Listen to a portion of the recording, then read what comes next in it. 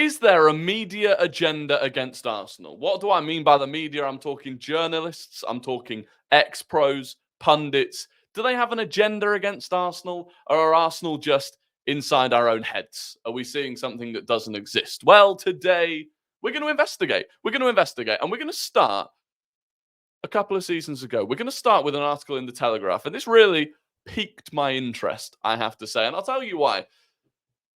The recent talk about Arsenal's performance against Man City has been unbelievably negative about the way that Arsenal approached the game. We've all seen it, from feigning injuries to targeting Rodri, parking the bus, Pulis football.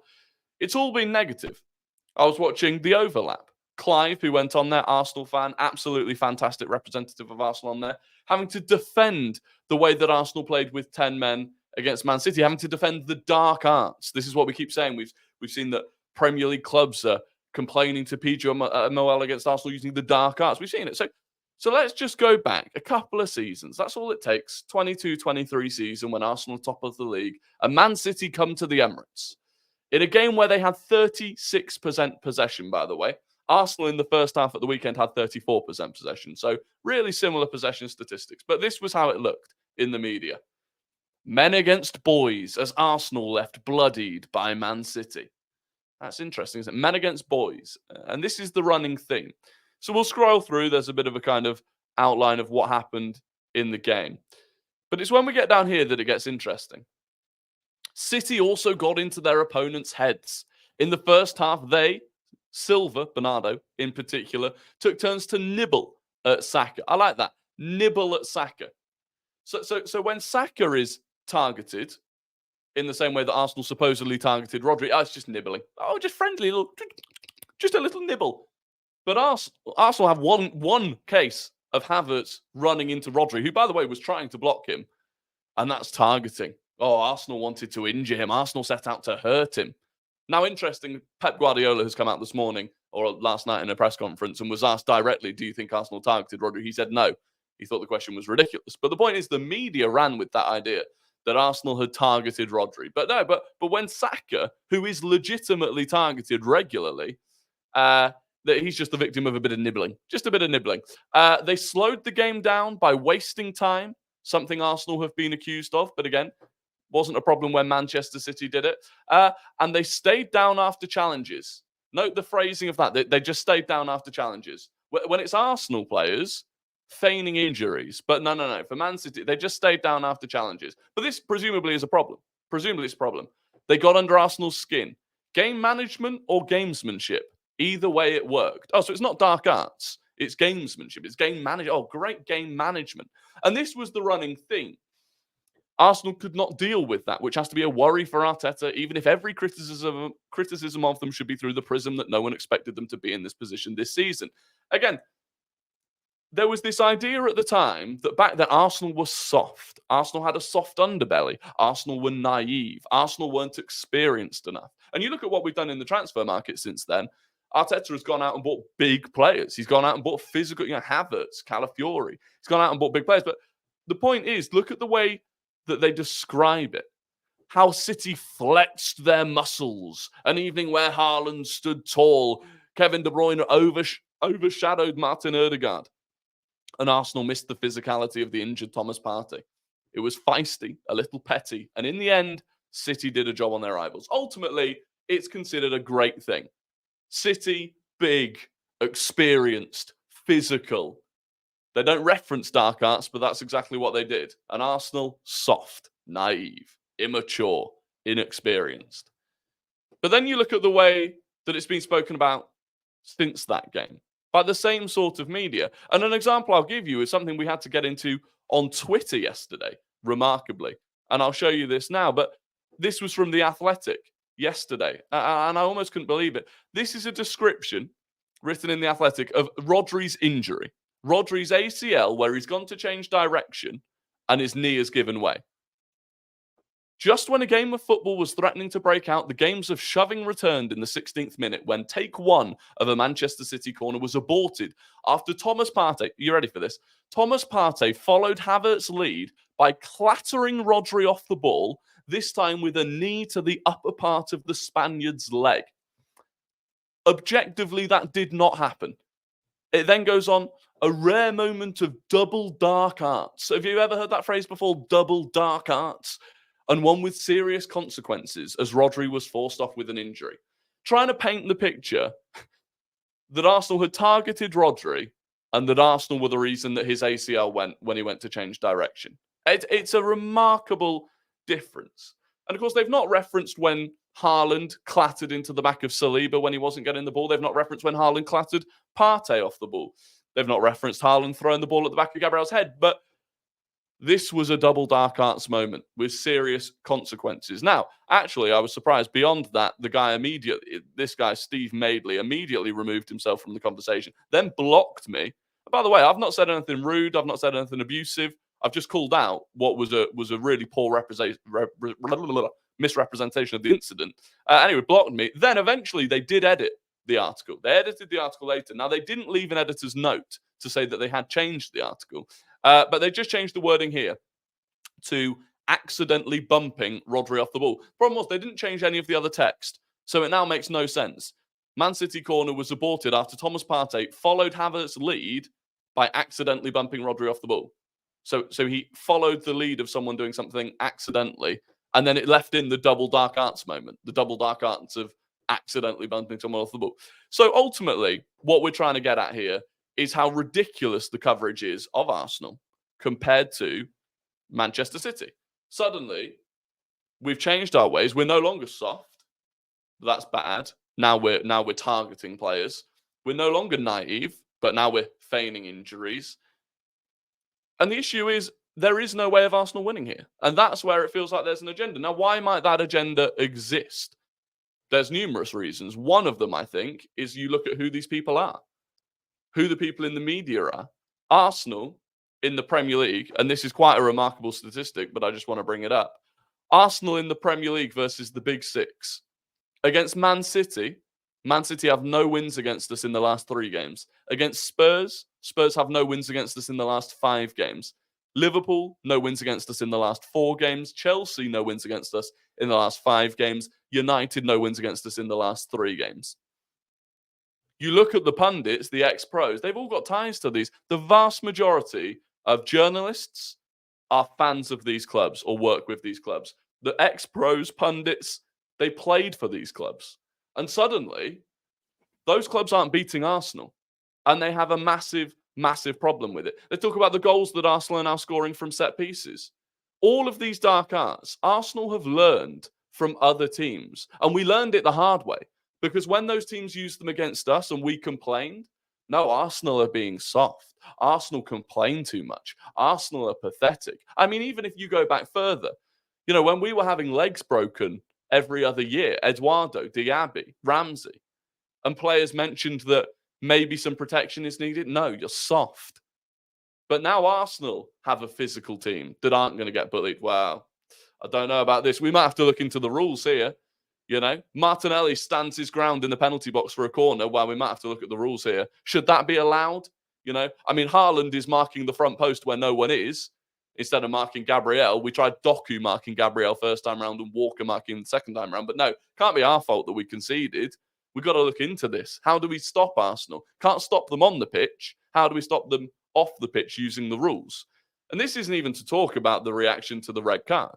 The reaction to the red card has been unbelievable because they won't pick up on what Arsenal fans are actually complaining about. Most Arsenal fans aren't complaining about Trossard getting a red card in itself. They're complaining about the lack of consistency. But no one will talk about that lack of consistency. No one will talk about the same referee, Michael Oliver, not sending Szoboszlai off the previous weekend for the exact same thing. They'll say, but the referee has no choice. Oh, the referee has no choice. Even though we know he does have a choice. Arsenal fans don't get represented properly in the media. Even the ones that do represent us or purport to represent us, I don't think do a good job. They get bullied too easily by the pundits around them. And it becomes a problem. Let's address some of the dark arts that Arsenal supposedly used.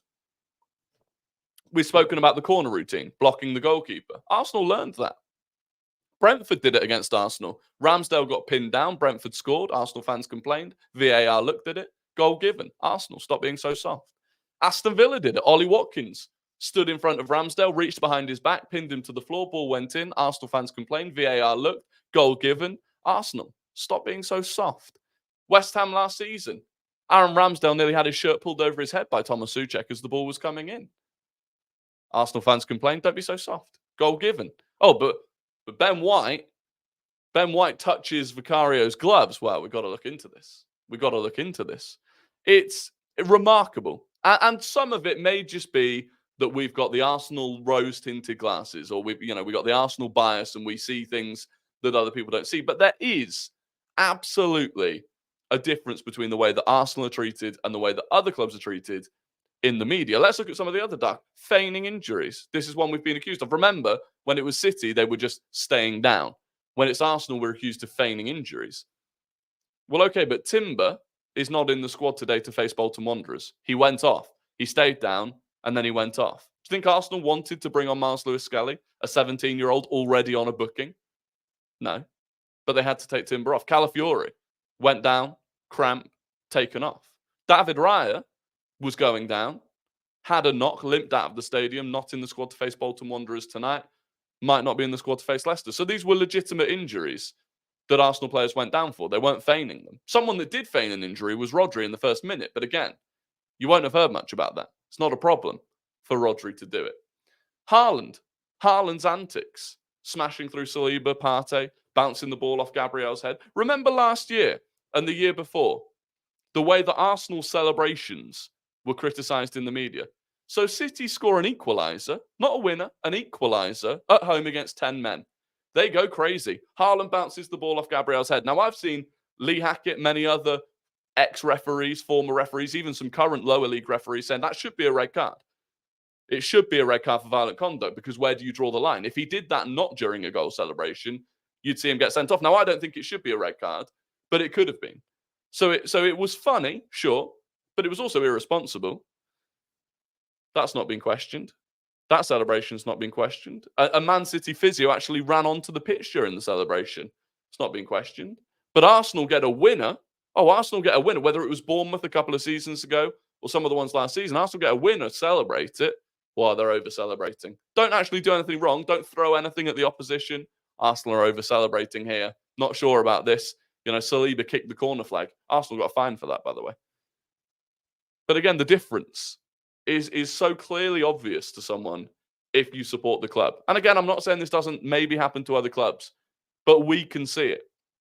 And since the game, the misuse of stats that we've seen. I mean, there was a stat going around that Kai Havertz didn't complete a pass. I've just shared it on my Twitter, but Kai Havertz did complete a pass. Raya went long, Havertz chested it. Ball was going away from him. He had to kind of lunge towards it and passed it to Bukayo Saka. It was a pass completed. That stat was going around. We're seeing stats like this. In fact, I'll show you this one. This was from the overlap again today. The misuse of stats. This was Paul Scholes on the overlap, and again, it just doesn't make sense. Arsenal have been poor going forwards this season. You look at all the goals they scored last year, and everyone was talking about getting a centre forward in the summer, and you thought they probably didn't need it. But 5 or 6 games in, it feels like Arsenal is struggling. It's not quite clicking. Now, to an extent, that's true. Arsenal haven't scored as many goals. But surely you've got to apply some context here. And this goes with all of the stats that we've seen. No context is being applied to them. So people are talking about possession, the possession that Arsenal have had. People are talking about shots, expected goals, goals scored. All of these stats, you've got to include the context here. Arsenal have had 2 games where we've been down to 10 men for an entire half, almost an entire half against Brighton. So 2 of the 5 games. 5 games, by the way, a very, very narrow, small number of games, right? Very small pool. 2 games against 10 men. 2 away games, 1 at Villa, 1 at Spurs, and a game at home to Wolves. Well, at home to Wolves, we created plenty. We scored 2 goals, no problem. Away to Villa, we scored 2 goals. Didn't create a huge amount, but we were clinical. And away to Tottenham, we had no Ødegaard, we had no Declan Rice, and we scored. So, yeah, we've given up some possession, especially when we were down to 10 men. Yeah, we've conceded more shots than we normally would as well. But there's context here. We've now got a nicer run of games coming up. Judge us after that. Don't judge us for our creativity against City away and Spurs away with no Martin Ødegaard. That doesn't make sense. And so there are so many of these things that it's hard to understand. And you've seen very little praise for Arsenal. You've seen very little praise for the fact that Arsenal went away to City, who everyone says are the best team in the league, We went 1-0 down and we fought back to 2-1. We were on the front foot at 2-1 as well. And then, of course, the Trossard sending off means we have to play differently. But no one's given any credit for that. No one's given any credit, really, for the way that Arsenal defended in the second half. And it's just a bit peculiar. So, is there an agenda? I think so. And I think it mainly comes from the main stat of the vast majority of these people have ties to the other big clubs, and they don't like the fact that Arsenal can't be bullied anymore. That's the fundamental thing. Post Adams and Keown and Vieira, that era, Arsenal went through a big period where we were seen as the soft team, easy to bully, naive, vulnerable. Yeah, we played nice football, but we were easy to bully, and we're not that anymore, and they don't know how to handle it. So they criticize it. They find ways of tearing it down. And that is frustrating because all you really want is unbiased media. And yeah, I'm biased, right? I'm biased because I sit here as an Arsenal fan in an Arsenal shirt with cannons either side of me. But when you're looking at Sky Sports, you want something unbiased. When you're looking at BBC Sport, when you're reading The Athletic, you're paying often subscriptions for unbiased opinion. And we don't get it. And it's frustrating. There you go. That's what the video is about. Let me know if you agree, disagree. Please do subscribe if you've not done already. We're on the way to 12,600 subscribers, and I'll be back live tomorrow.